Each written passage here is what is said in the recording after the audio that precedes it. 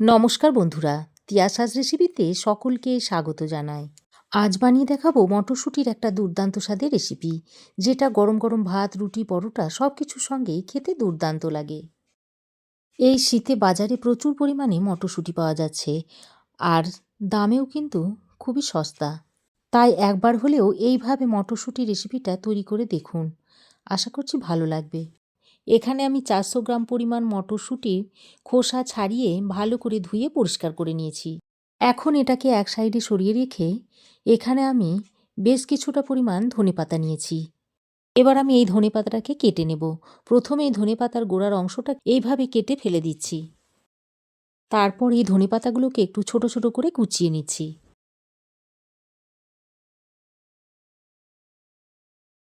ধনেপাতাটা কুচিয়ে নেওয়া হয়ে গেলে এবার এটাকে একটা বাটির মধ্যে তুলে নিচ্ছি। এবার আমি গ্যাস অন করে কড়াই গরম করে দিয়ে দিচ্ছি 2 চামচ পরিমাণ সর্ষের তেল। তেল ভালোভাবে গরম হয়ে এলে এর মধ্যে দিয়ে দিচ্ছি কুচানো আলু। এখানে আমি দুটো মিডিয়াম সাইজের আলুকে চৌকো করে কেটে নিয়েছি। এবার আলুটাকে দিয়ে একটু লালচে করে ভেজে নিতে হবে। এখন আমি একটা ঢাকনা লাগিয়ে আলুটাকে লো টু মিডিয়াম ফ্লেমে ভেজে নেব। এভাবে ঢাকা দিয়ে দিয়ে যদি আলুটাকে ভেজে নেওয়া হয় তাহলে আলুটা খুব তাড়াতাড়ি নরম হয়ে আসবে আর ভালোভাবে ভাজাও হয়ে যাবে। দেখুন, ঢাকা দিয়ে দিয়ে প্রায় 50% মতো আলু আমি সেদ্ধ করে নিয়েছি। আর আলু দেখুন বেশ অনেকটাই নরম হয়ে গেছে। এবার আমি এই পর্যায়ে যে মটরশুঁটিগুলো ছাড়িয়ে রেখেছিলাম তার মধ্যে থেকে বেশিরভাগটাই এখানে দিয়ে দিচ্ছি, আর অল্প সামান্য কয়েকটা মটরশুঁটি রেখে দিচ্ছি, পরে এটা ব্যবহার করব। এবার মটরশুঁটিটা দিয়ে আলুর সঙ্গে আরও কিছুক্ষণ ভেজে নিচ্ছি। এভাবে মটরশুঁটিটা যদি আলুর সঙ্গে ভেজে নেওয়া হয় তাহলে মটরশুঁটির যে কাঁচা গন্ধ একটা থাকে সেটা চলে যাবে। তো 2-1 বার নাড়াচাড়া করে নিয়ে আমি এবার একটা ঢাকনা লাগিয়ে আলু আর মটরশুঁটিটাকে আরও কিছুক্ষণ ভেজে নিচ্ছি। এদিকে ততক্ষণে আমি একটা মিক্সিং জার নিয়েছি, আর এই মিক্সিং জারের মধ্যে কুচানো ধনেপাতাটা দিয়ে দিচ্ছি। আর অল্প কিছুটা ধনেপাতা আমি রেখে দিচ্ছি, পরে ব্যবহার করব। সঙ্গে একটা কাঁচা লঙ্কা দিয়ে দিচ্ছি, আর তবে যে যেমন ঝাল খান সেই অনুযায়ী লঙ্কাটা দিয়ে নেবেন। এবার আমি যে মটরশুঁটিটা তুলে রেখে দিয়েছিলাম সেটা এর মধ্যে দিয়ে দিচ্ছি। তারপর ঢাকনাটা লাগিয়ে ঠিক এই রকম একটা মিহি পেস্ট তৈরি করে নিয়েছি। এদিকে দেখুন ততক্ষণে আলু ও মটরশুঁটিটাকে ঢাকা দিয়ে বেশ কিছুক্ষণ ভেজে নিয়েছি। এখন ভাজা আলু ও মটরশুঁটিটা একটা পাত্রে তুলে রেখে দিচ্ছি। আলু মটরশুঁটি ভেজে তুলে নেওয়ার পর ওই কড়াইয়ে আরও 1 চামচ মতো সর্ষের তেল দিয়ে দিলাম। এবার তেলটা ভালোভাবে গরম হয়ে এলে এর মধ্যে দিয়ে দিচ্ছি 1/2 চামচ মতো কালো জিরে, আর সঙ্গে দিয়ে দিচ্ছি অল্প কিছুটা গোটা জিরে। ফোড়ন কিছুক্ষণ ভেজে নিয়ে এর মধ্যে দিয়ে দিচ্ছি বেশ খানিকটা থেতো করা রসুন। আর এই রেসিপিটাতে রসুনটা একটু বেশি করেই দিতে হবে। রসুনটা দিয়ে ফোড়নের সঙ্গে আরও কিছুক্ষণ ভেজে নিচ্ছি। আর রসুনের মধ্যে যখন একটা সোনালি কালার এসে যাবে ঠিক সেই পর্যায়ে দিয়ে দিচ্ছি কুচনো পেঁয়াজ। এবার এই পেঁয়াজটা দিয়ে রসুনের সঙ্গে আরও কিছুক্ষণ ভেজে নিতে হবে। তবে পেঁয়াজটা খুব বেশি লালচে করে ভাজার দরকার নেই, হালকা একটু ভেজে নিলেই হবে। তো পেঁয়াজটা একটু হালকা করে ভেজে নিয়ে এবার এর মধ্যে একটা মিডিয়াম সাইজের কুচনো টমেটো দিয়ে দিচ্ছি।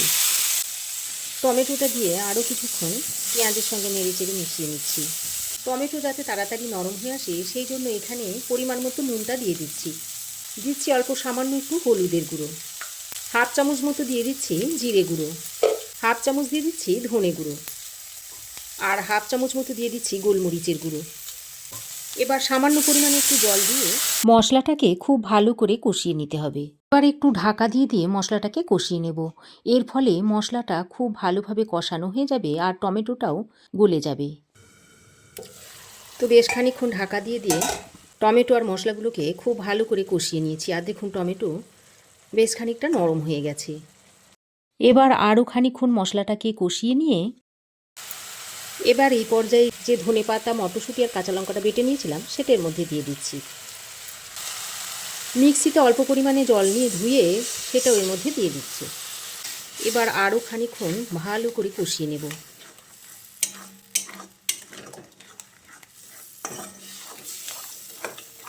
তো দেখুন লো টু মিডিয়াম ফ্লেমে অনবরত নেড়ে চেড়ে আমি প্রায় 2-3 মিনিট সময় ধরে মশলাটাকে ভালো করে কষিয়ে নিয়েছি, আর মশলা থেকে দেখুন খুব সুন্দর তেল ছাড়তে শুরু করেছে। এবার এই পর্যায়ে ভেজে রাখা মটরশুঁটি আর আলুটাকে দিয়ে দিচ্ছি।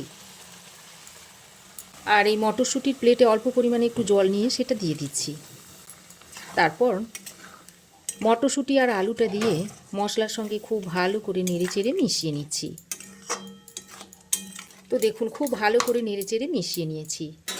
তারপর একটা ঢাকনা লাগিয়ে লো টু মিডিয়াম ফ্লেমে 4-5 মিনিট মতো রান্না করে নেব। তো দেখুন ঢাকা দিয়ে আমি আরও 4-5 মিনিট মতো রান্না করে নিয়েছি। আর আলু দেখুন খুব ভালোভাবে সেদ্ধ হয়ে গেছে। আর মটরশুঁটি তো খুব তাড়াতাড়ি সেদ্ধ হয়ে যায়। এবার আরও কয়েকবার নেড়েচেড়ে মিশিয়ে নিয়ে এবার আমি স্বাদের ব্যালেন্সের জন্য এর মধ্যে অল্প পরিমাণে একটু চিনি দিয়ে দিচ্ছি। আর রেসিপিটা যাতে একটু চটপটা খেতে লাগে তাই আমি এখানে বেশ খানিকটা লেবুর রস দিয়ে দিচ্ছি।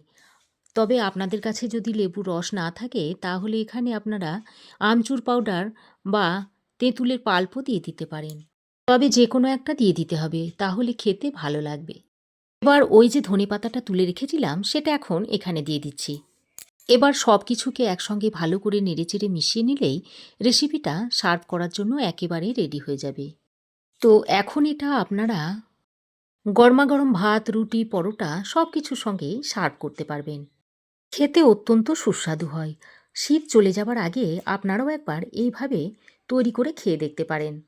তো আমার এই আজকের দুর্দান্ত স্বাদের মুখরোচক মটরশুঁটির রেসিপি আপনাদের কেমন লাগলো অবশ্যই একটা কমেন্ট করে জানাবেন। ভালো লাগলে একটা লাইক ও শেয়ার করবেন। পাশে থাকা বেল আইকনটা অবশ্যই প্রেস করে দেবেন। আর আমার চ্যানেলে যদি নতুন হয়ে থাকেন তো প্লিজ চ্যানেলটাকে সাবস্ক্রাইব করার অনুরোধ রইল। আজ এ পর্যন্তই। আবার দেখা হবে নতুন কোনো রেসিপি নিয়ে নেক্সট এপিসোডে। সে পর্যন্ত ভালো থাকবেন, সুস্থ থাকবেন। ধন্যবাদ।